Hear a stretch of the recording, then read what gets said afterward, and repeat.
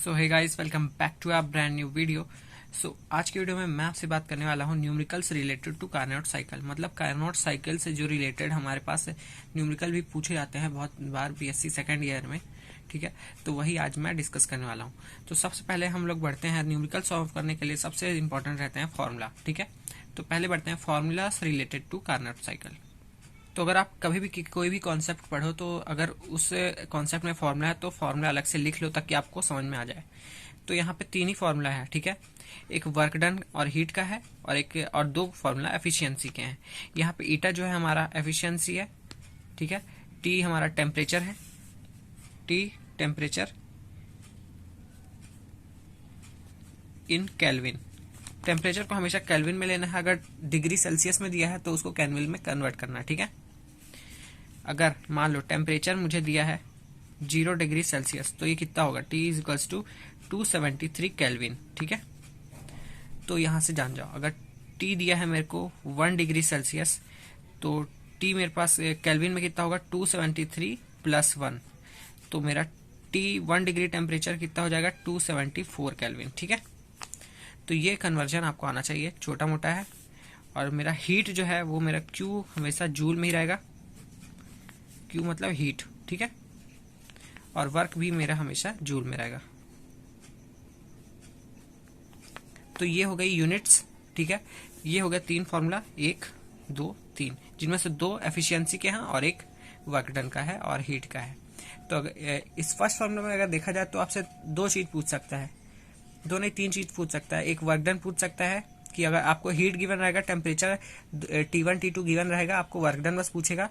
या फिर आपसे कोई एक टेम्परेचर गिवन रहेगा और दूसरा टेम्परेचर पूछ सकता है, या फिर आपसे हीट पूछ सकता है, वर्क डन और टेम्परेचर अगर गिवन रहेगा तो। बढ़ते हैं फर्स्ट एग्जांपल की तरफ। यहाँ पे हमारा फर्स्ट एग्जांपल लिखा है, a heat engine operator between 150 degree Celsius and 25 degree Celsius. तो सेल्सियस में है तो इसको आपको मेक श्योर करना है कि आपको हमेशा केल्विन में कन्वर्ट करके ही सॉल्व करना है न्यूमेरिकल, नहीं तो आपकी वैल्यू गलत आएगी। ठीक है, if the heat engine absorb 500 joule. ठीक है, मतलब ये लिखा है कि अगर हीट इंजन जो है 500 जूल हीट एब्जॉर्ब करता है, किससे, heat source of high temperature, मतलब कि हीट रिजर्वायर से 500 जूल की वो हीट एब्जॉर्ब करता है, तब वर्क डन क्या होगा इंजन का। ठीक है, तो वही हमें निकालना है। तो ये पहले हम तो गिवन लिख लेंगे। तो T2 है हमारा, जो बड़ा वाला टेम्परेचर है रहेगा, मतलब ज्यादा टेम्परेचर रहेगा, क्वेश्चन में आपको समझ में आ जाएगा, तो उसको T2 लिख लेना। तो 150 डिग्री सेल्सियस, तो मैंने बताया था कि कोई भी चीज डिग्री में दी है तो उसको केल्विन में कैसे कन्वर्ट करना है। आपको वही वैल्यू पे 273 प्लस कर देना है और आपका आंसर आ जाएगा। तो ये है, ये कुछ नहीं लिखा है, ये लिखा है 423 डिग्री केल्विन। ठीक है, फिर T1 को भी आपको वैसे ही कन्वर्ट कर देना है 25 डिग्री, तो 25 प्लस 273 298 डिग्री केल्विन। ठीक है, फिर यहाँ पे दिया है Q2, हीट गिवन है, तो यहाँ पे Q2 है हमारा हीट और निकाला है हमको W2। ठीक है, W निकालना है, तो यो निकलेगा सिर्फ यही वाले फॉर्मूला से, W upon Q2 is equal to T2 minus T1 upon T2।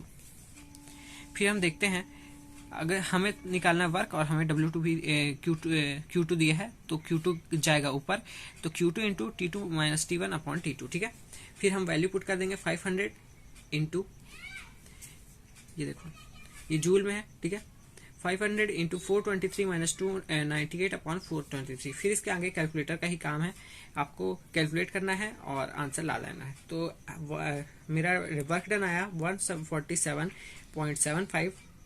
ठीक है, जिसको मैं अप्रोक्सीमेटली लिख सकता हूँ 148 जूल। ठीक है, और ये जूल में कैसे हुआ, जैसे देखो कोई भी आप टेम्परेचर को प्लस करोगे माइनस करोगे तो केल्विन में रहेगा। ठीक है, नीचे भी केल्विन में रहेगा, तो केल्विन केल्विन कैंसिल हो गया, और Q2 मेरा था जूल में, तो केल्विन केल्विन कैंसिल हो गया, और जो मेरे पास बची हुई यूनिट आई वो आई जूल में ही। ठीक है, तो इसीलिए आंसर आया जूल में।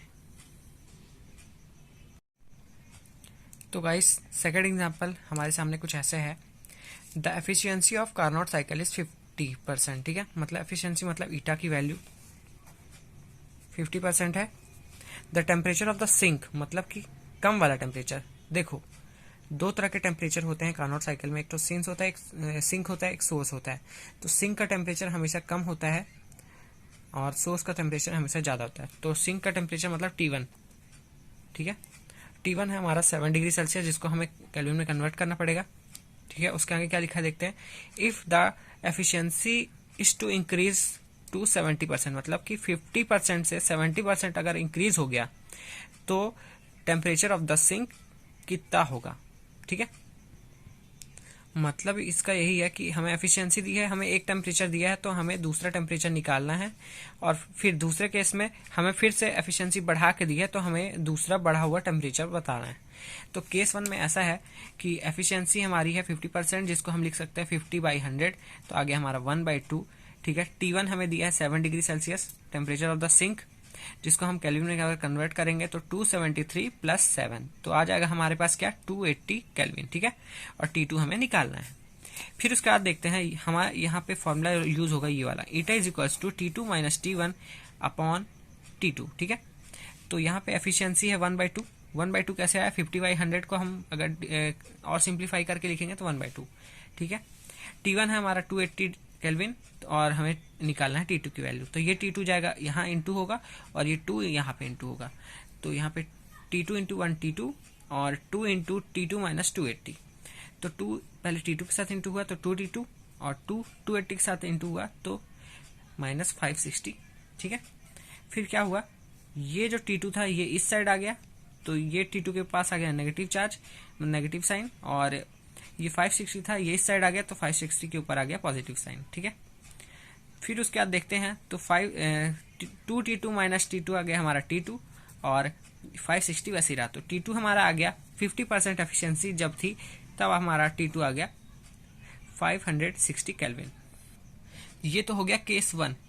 पर यहाँ पे क्या लिखा है कि if efficiency is to increase, मतलब ईटा 1 हमारा क्या है 50 डिग्री, पर अगर ईटा 2 अगर हमारा रहेगा 70 डिग्री, ठीक है, 70% अगर ईटा रहेगा, और ईटा 1 हमारा था 50%, ठीक है, और ईटा 2 अगर हमारा था 70%, और T1 तब भी था 7 डिग्री सेल्सियस, तो हमारा T2 कितना होगा, क्वेश्चन में ये पूछा है, ठीक है। तो उसके लिए भी हम सेम प्रोसीजर फॉलो करेंगे। 70% इज इक्वल्स टू 70/100, तो 0 0 आपस में कैंसिल हो गया, तो हमारा एफिशिएंसी आ गई 7/10, ठीक है। T1 था हमारा 7 डिग्री सेल्सियस, तो 7 डिग्री सेल्सियस को हम 273 + 7 इज इक्वल्स टू 280 केल्विन भी लिख सकते हैं, और हमें निकालना रहेगा सिर्फ T2, और वो T2 कैसे निकलेगा इस फॉर्मूले से, ठीक है।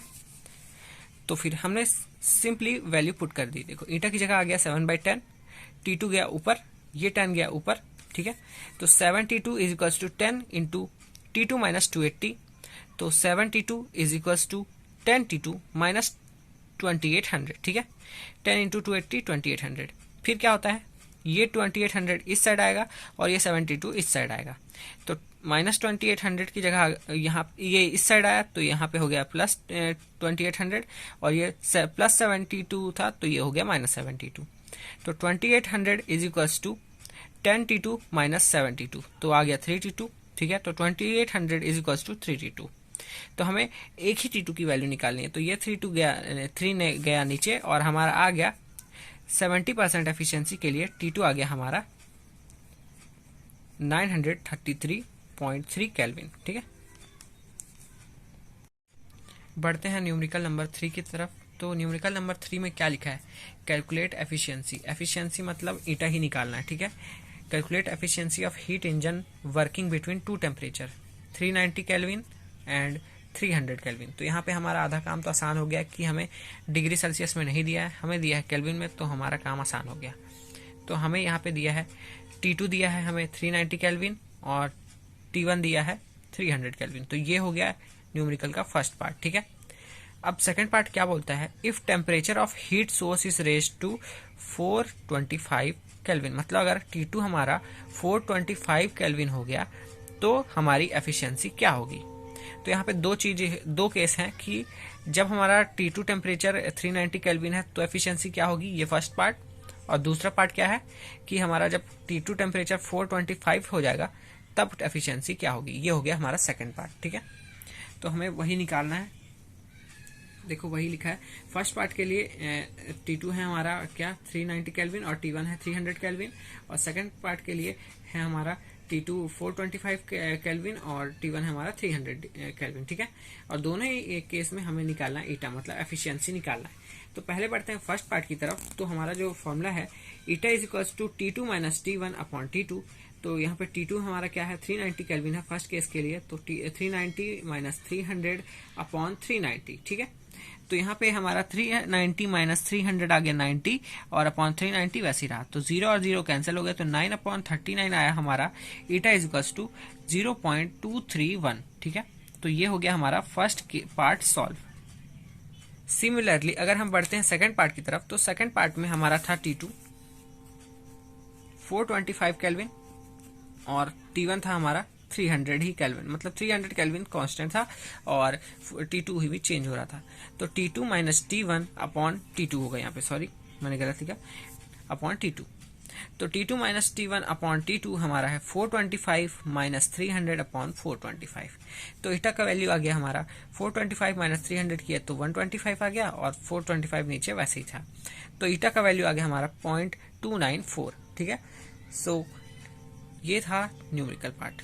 सो अगर आपको ये न्यूमेरिकल पार्ट अच्छा लगा तो इस चैनल को सब्सक्राइब कर दो, और ये अगर ये वीडियो अच्छा लगा तो इस वीडियो को लाइक कर दो, और कोई भी डाउट होगा ना तो कमेंट सेक्शन में कमेंट कर देना।